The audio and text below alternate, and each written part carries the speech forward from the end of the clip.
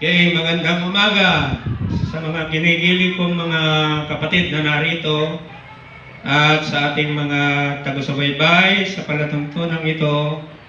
Magandang umaga sa ating lahat at purihin natin ng Diyos. Amen? Amen. Amen. Okay, magpatuloy na tayo mga kapatid. Ang ating pagsama ngayong umagang ito ay wrong or lies is due to not knowing the Bible or God's power. Sa Tagalog, ang mali o mga kamalian o kasinungalingan ay dahil na rin sa hindi pagkakaalam ng banal na kasulatan at ang kapangyarihan ng Diyos. Yung banal na kasulatan ay yun ay nag-uugnay sa kapangyarihan ng Diyos. Okay, pagpatuloy natin. Sa Mark chapter 12 verse 24. Ang ating Panginoong Jesucristo ang nagsasalita rito. Jesus answered them. Sino yung sinagot ng ating Panginoong Jesucristo? Sapagkat yung mga Sadisyano, ito ay mga pinuno ng ating ng mga Hudyo, ng mga Sadisyano, na sabi nila hindi sila naniniwala na ang mga namatay ay muling mabubuhay. No? So, kaya sapagkat sabi nila, halimbawa ang isang yung babae, nag-asawa siya, tapos namatay yung asawa niyang lalaki, at merong kapatid yung asawa niyang lalaki na 7.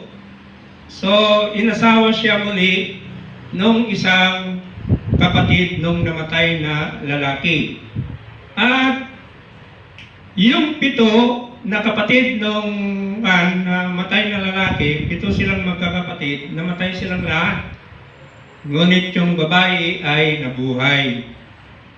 Ngayon, ang tanong nila sa ating Panginoong Jesucristo, kung ganon, pag may muling pagkabuhay, sino ang kanyang asawa sa muling pagkabuhay? So sabi ni Kristo Jesus,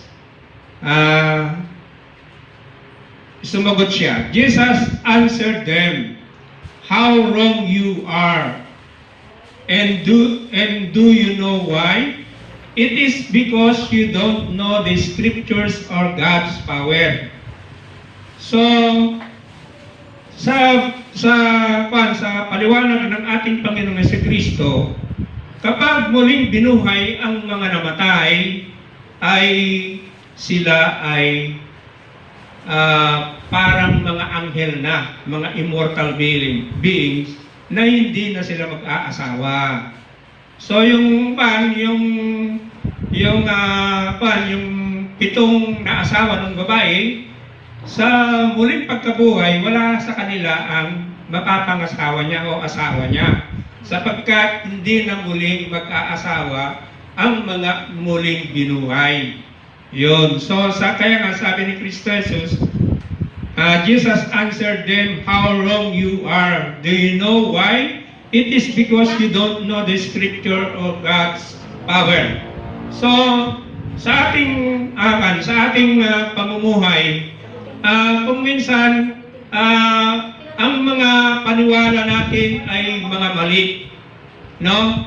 Ang mga ginagawa natin ay mali. No? At ang mga nasasambit natin ay pawang kasinungalingan.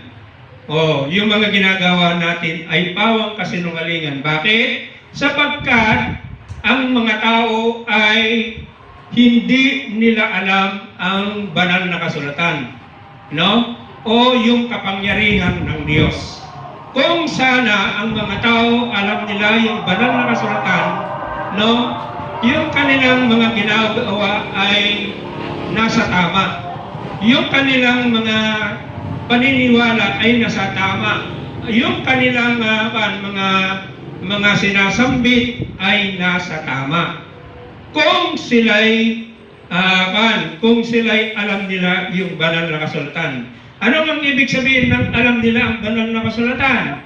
Ito ay naintindihan nila. Okay? May mga nagbabasa ng banal na kasulatan, ngunit hindi nila naintindihan. Bakit? Hindi nila alam yung kapangyarihan ng Diyos. Okay? So, kaya nga, maraming maling akala, maraming maling paniniwala, maraming paniniwalang pawang kasinungalingan, maraming mga salitang pawang kasinungalingan. Dahil hindi nila naunawaan ang banal na kasulatan. Dahil hindi nila alam ang banal na kasulatan at ang kapangyarihan ng Diyos. Okay? Pagpatuloy natin. Sa John 17:17, sabi ng ating Panginoong Jesucristo, itugot mo sila para sa iyo sa pamamagitan ng katotohanan. So merong mga alagad ng ating Panginoong Jesucristo na sa panig niya, sapagkat ang ating Panginoong Jesucristo ay katotohanan. No? Ngunit yung hindi naniniwala kay Kristo Jesus ay wala sila sa katotohanan. So ibig sabihin, kung hindi natin alam ang banal na kasulatan, ay hindi tayo nasa panig ng katotohanan. Kung hindi natin naintindihan ang banal na kasulatan, ibig sabihin hindi tayo nasa panig ng katotohanan. Ano ba kasi ang katotohanan? Ang salita mo ang katotohanan. Kaya ang banal na kasulatan o salita ng ating Panginoong Jesucristo o ng ating Panginoong Diyos, yun ang katotohanan. Kapag ang ating paniniwala o yung ating ginagawa ay nasa katotohanan, yun yung tumpak na tama. Okay, mga kapatid? So, pagpatuloy natin sa John chapter 8 verse 44. Ang sabi ng ating Panginoong Jesucristo doon sa mga gustong pumatay sa Kanya dahil yung Kanyang tinuturo raw ay mga mali labag sa batas ng mga Hudyo. Kaya nga, sabi ni Kristo sa kanila, you are the children of your father, the devil, and you want to follow your father's desires.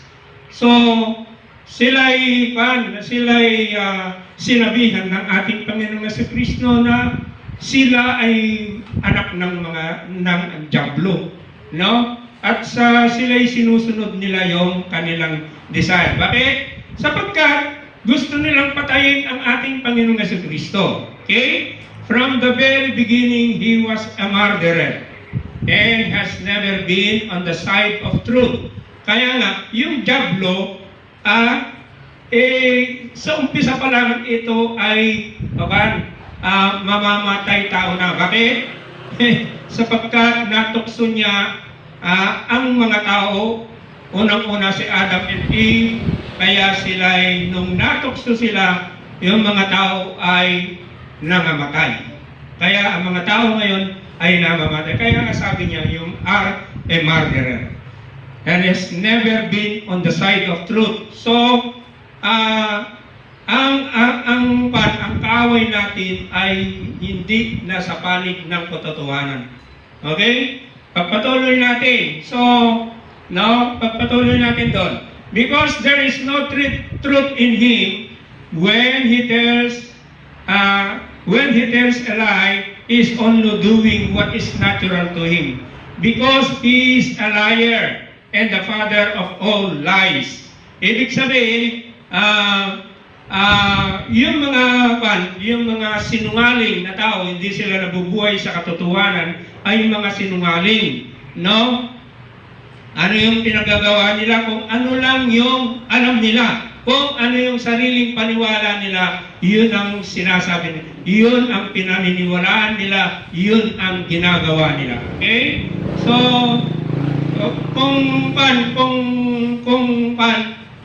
minsan ay nagtuturo sila na hindi naman na sa katotohanan yun, na wala naman sa Biblia o banal na kasulatan yung tinuturo nila. So yun ay pawang mga kasinungalingan. Okay, pagpatuloy natin. Sa Psalm chapter 53 verse 1, ang mangmang ay nagsabi sa puso niya, walang Diyos. Nangapahamak sila at nagsisigawa ng kasuklam-suklam na kasamaan. Walang gumagawa ng mabuti. No? So, yung mangmang, saan? Mangmang sa salita ng Diyos. Mangmang sa banal na kasulatan o mangmang sa Biblia. Kaya nga, nasasabi niya na walang Diyos. Sapagkat kung siya ay nagbabasa ng banal na kasulatan, kapag ang tao ay nagbabasa ng banal na kasulatan o ng Biblia, at ito ay pinaniniwalaan niya yung salita ng Diyos, siya ay may pananampalataya sa Diyos. Okay? Dahil nga, sa ang tao ay hindi nila alam ang banal na kasulatan o hindi nila naunawaan, no? Balik tayo doon na merong yung pananampalataya nila o yung ginagawa nila ay mali, pawang kasinungalingan. Okay? Sapagkat hindi nila alam yung banal na kasulatan o yung kapangyarihan ng Diyos. Okay? Ang kapangyarihan ng Diyos, the power of God is His words. Iyon ang kapangyarihan ng Diyos. Okay, pagpatuloy natin. Iyon ang masaklap na gawain na kapag hindi mo alam yung banal na kasulatan, ikaw ay mapapariwara. Okay? Mahiwalay ka sa katotohanan. Okay? So, yun yung mga natin ang kahalagan na tayo ay nag-aaral ng banal na kasulatan upang sa ganon, ang ating mga paniniwala, ang ating mga ginagawa ay hindi pawang mali at pawang kasinungaling, sapagkat ito ay kung paniwala natin o yung mga ginagawa natin ay base sa katotohanan ng Diyos o salita ng Diyos, ang ating mga gawain ay makatotohanan at tama. Amen? Amen. Sana huwag tayo magsawa sa pag-aaral natin ng banal na kasulatan, sapagkat sa pamamagitan nito ay maitutuwid natin ang ating mga sarili sa katotohanan na patungo sa buhay na walang hanggan. Amen? Amen. And God